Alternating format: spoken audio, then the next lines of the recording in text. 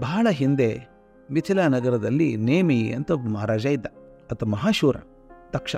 ರಾಜ್ಯವನ್ನು ತುಂಬ ಸಂಪದ್ಭರಿತವಾಗಿ ಮಾಡಿದ್ದಂತೆ. ಶತ್ರುಗಳೇ ಇರಲಿಲ್ಲ ಅವನಿಗೆ. ಯಾಕಂದರೆ ಅವನು ಎದುರು ಹಾಕ್ಕೊಳ್ಳೋ ಧೈರ್ಯ ಯಾರಿಗೂ ಇರಲಿಲ್ಲ.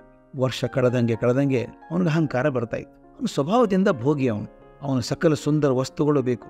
ನೇಮಿಗೆ ಸುಂದರವಾದ ಬಟ್ಟೆಗಳು ಬಹಳ ಇಷ್ಟ. ಸದಾಕಾಲ ಸಂಗೀತ ನೃತ್ಯ ನಡೀತಾ ಇರಬೇಕು. ಯಾವುದೇ ಸುಂದರವಾದ ಹೆಣ್ಣು ಕಂಡರೂ ಕೂಡ ತಕ್ಷಣ ಅವಳು ತನ್ನವಳಾಗಬೇಕು ಅಂತ ಬಯಸ್ತಾ ಇದ್ದ. ಒಟ್ಟಿನಲ್ಲಿ ಅವನ ಭೋಗಪ್ರಿಯತೆಗೆ ಮಿತಿಯೇ ಇರಲಿಲ್ಲ. ಆದರೆ ಕಾಲಚಕ್ರ ತಿರುಗ್ತದಲ್ಲ, ನೇಮಿಗೂ ವಯಸ್ಸಾಯಿತು. ಭೋಗಪ್ರಿಯತೆ ಕಡಿಮೆ ಆಗಲಿಲ್ಲ. ಮನಸ್ಸಿನಲ್ಲಿ ಭೋಗ ಇದೆ, ದೇಹ ಸ್ಪಂದಿಸ್ತಾ ಇರಲಿಲ್ಲ. ಹೀಗಿರುವಾಗ ಆತನಿಗೊಮ್ಮೆ ವಿಪರೀತವಾದ ಜ್ವರ ಬಂತು. ವೈದ್ಯರು ಮದ್ದು ನೀಡಿದ್ರು, ಪಥ್ಯ ಮಾಡಿದ್ರು. ಜ್ವರ ಬೇಗನೆ ಕಮ್ಮಿ ಆಗಲಿಲ್ಲ. ಮೈಯೆಲ್ಲ ಬೆಂಕಿಯಲ್ಲಿಟ್ಟಾಗೆ ಧಗ ಉರಿದಂಗೆ ಪಾಸಾಗ್ತಾಯಿತ್ತು. ಅವನಿಂದ ಉರಿ ತಡ್ಕೊಳ್ಳೋಕೆ ಅಸಾಧ್ಯ ಆಯಿತು. ಆ ವೈದ್ಯರು ಉರಿತ ಕಮ್ಮಿ ಆಗಬೇಕು ಅಂತ ಹೇಳಿ ಈ ಚಂದನ ಕೇಸರಿಯ ಲೇಪ ಮಾಡಬೇಕು ಅಂತ ಹೇಳಿ ನೇಮಿಯ ರಾಣಿಯರಿಗೆ ಹೇಳಿದರು. ಅದರಂತೆ ಅವ್ರು ಏನು ಮಾಡಿದರು, ಚೆನ್ನಾಗಿ ಚಂದನ ತಗೊಂಡು ಕೇಸರಿ ಬೆರೆಸಿ ಸಿದ್ಧ ಮಾಡಿಕೊಂಡು ಅವನ ಮೈಗೆಲ್ಲ ಅದನ್ನು ಹಚ್ಚೋಕೆ ಶುರು ಮಾಡಿದರು, ಲೇಪನ ಮಾಡೋಕೆ ಶುರು ಮಾಡಿದರು. ಅವರೆಲ್ಲ ರಾಣಿಯರು ತಾನೆ. ಆ ಚಂದದ ರಾಣಿಯರ ಕೈ ತುಂಬ ಬಂಗಾರದ ಬಳೆಗಳು, ಅವೆಲ್ಲ ರತ್ನ ಹವಳಗಳಿಂದ ಅಲಂಕರವಾದದ್ದು. ಅವ್ರ ಕೈಗಳೇನೋ ಮೃದುವಾಗಿದ್ವು. ಆದರೆ ಚಂದನ ಲೇಪಿಸುವಾಗ ಆ ಬಳೆಗಳು ಒಂದಕ್ಕೊಂದು ತಗಲು ಸದ್ದು ಮಾಡ್ತಾ ಇತ್ತು. ಅವ್ರು ಎಷ್ಟೇ ಪ್ರಯತ್ನ ಮಾಡಿದರೂ ಬಳೆಗಳ ಸದ್ದು ಹಾಕ್ತಾನೇ ಇತ್ತು. ರಾಜನಿಗೆ ಸದ್ದು ಇಷ್ಟ ಆಗಲಿಲ್ಲ. ತೆಗೆದು ಹಾಕಿ ಬಳೆಗಳನ್ನು ಅಂತ ಕೂಕ್ಕೊಂಡ. ರಾಣಿಯರು ಮುಖ ನೋಡಿಕೊಂಡ್ರು. ಮುತ್ತೈದೆಯರು ಎಲ್ಲ ಬಳೆ ತೆಗೆಯೋಕೆ ಸಾಧ್ಯ ಇದೆಯಾ? ಸರಿನಾ ಅದು? ಆ ಹಿರಿಯ ರಾಣಿ ಒಂದು ಸಲಹೆ ಕೊಟ್ಟರು.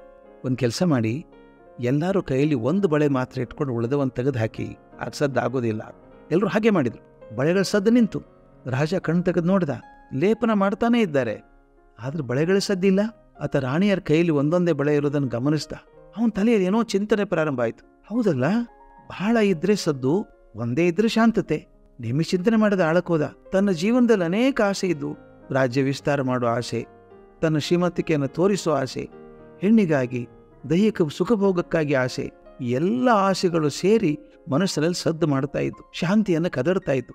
ರಾಣಿಯರ ಬಳೆಗಳ ಹಾಗೆ ಎಲ್ಲ ಆಸೆಗಳನ್ನು ಕಳಚಿ ಒಂದೇ ಆಸೆ ಇಟ್ಕೊಂಡ್ರೆ ಒಳಿತಲ್ವೇ, ಮನಸ್ಸಿಗೆ ಶಾಂತಿ ದೊರಕಿತಲ್ವೇ ಅಂತ ವಿಚಾರ ಮಾಡಿದ. ಆ ಒಂದೇ ಒಂದು ಆಸೆ ಯಾವುದಾಗಿರ್ಬೇಕು? ಯಾವುದು ದೊರಕಿದ್ರೆ ಎಲ್ಲವೂ ದೊರಕಿದ ತೃಪ್ತಿ ದೊರಕೀತು ವಿಚಾರ ಮಾಡಿದ. ಮತ್ತೆ ಆಳಕ್ಕೋದ.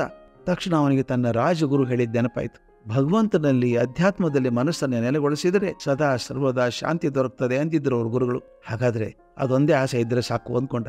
ನಿರ್ಧಾರ ಮಾಡಿದ. ಮೈಯಲ್ಲಿ ಜ್ವರ ಇದ್ದದ್ದು ಮರೆತೇ ಹೋಯ್ತು. ಎದ್ದು ನಡೆದೇ ಬಿಟ್ಟ.